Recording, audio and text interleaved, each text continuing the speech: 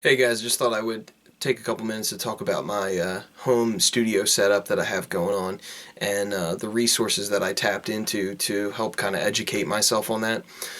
Despite having gone to a private music college, I went for guitar performance at Berkeley, was lucky enough to go, incredible education, but we didn't really learn very much as far as like pro audio goes, as far as music production goes, and those kind of things that I think, I know the college is doing their best, and I probably didn't do the greatest job of taking advantage of every single resource that was available to me, but, there was definitely a lot of things that they could have taught us to help us at least set up a makeshift home studio, and I'm sure that they're changing their curriculum to kind of suit that. So just wanted to talk a little bit about my particular home studio, and whether you think I do a good job or not, you can figure out by listening to my band's debut EP. If you think the mix kind of sucks, then you can be like, nah, I don't really care about what he has to say. But if you think the mix sounds half decent, which I think it's okay, not like bragging or talking trash. Like I think it's a respectable mix. Check that out. Suds for Spuds was the debut one. Okay, so let's get started. I'm gonna flip the camera around. This is my current studio speaker setup. I used to have like a triple monitor thing going on, but now I'm just one monitor. And I'm lucky enough to own a pair of Adam A7X speakers, which were a very worthwhile upgrade. I guess the first thing to talk about is my kind of sound deadening that I have in the room. There's a couple pieces that I've added that I didn't have when I was mixing Suds for Spuds, and those things are the bass traps in the corners, and then all of this acoustic padding that I've got in the back. Go Eagles, even though we suck this year, and I'm glad they fired Chip. At any rate, we've got the padding panels in the back behind the speakers. So the main resource that I use to help me kind of learn... Oh, I'm sorry, and then I forgot. I got some stuff in the back. Okay.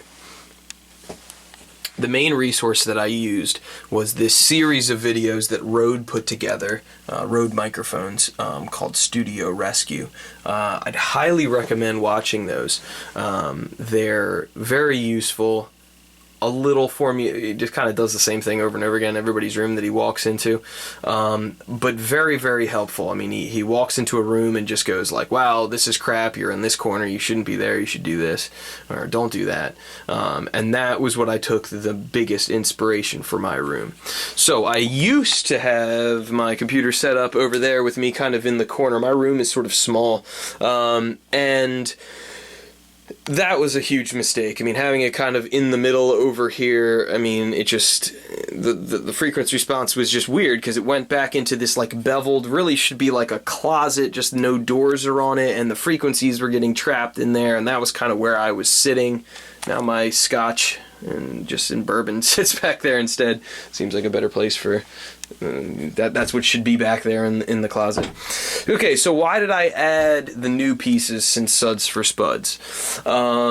First things first, bass traps, unbelievably important. He talks about them like crazy, and they were just a piece that I just hadn't bought yet. I have actual Oralex bass traps, and they were like $100 or something silly like that, and I just couldn't get myself to spend the money. Kind of wish I had. Probably would have had better bass response or better idea of bass response on Suds for Spuds, because Suds for Spuds has a little light on the bass. Wish there was a little more. So those are the bass traps, why I added those.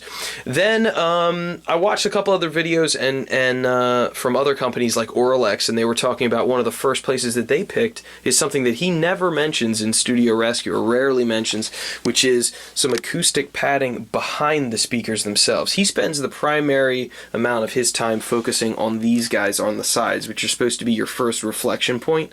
That's where you use the old mirror trick and you put the mirror on the wall, and when you're sitting in the equal triangle, yada yada, that's your first reflection point that you want to dampen down.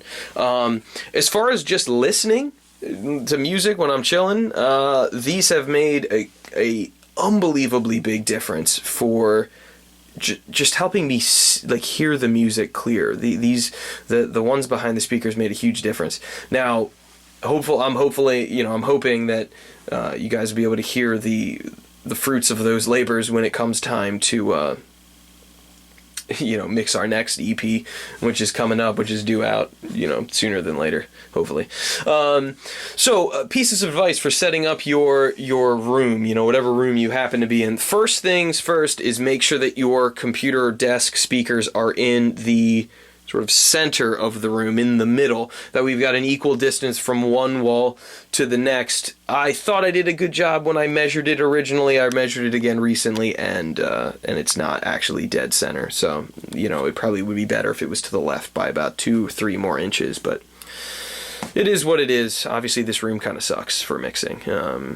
But that's my first sort of thing that I would do. Next thing is I would invest in some sort of padding behind the speakers, some sort of padding for your first reflection points, and bass traps. I mean, those are kind of, as far as my opinion at this point, are the most important ones. The least important ones, probably the ones on the back of the room. Actually, they don't seem to make any difference.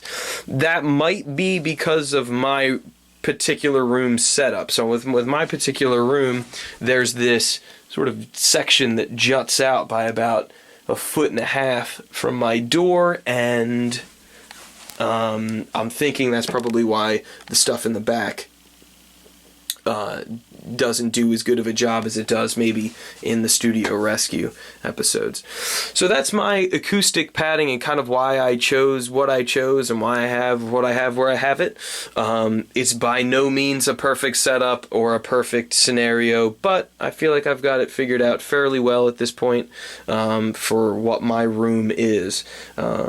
So, hope you guys enjoyed the video. If you like the video, please hit like or subscribe. Like I said, definitely check out the Studio Rescue series if you're building your own home studio. That's a huge resource to be able to take advantage of. Please hit like and subscribe, and check out the other videos, and listen to Suds for Spuds.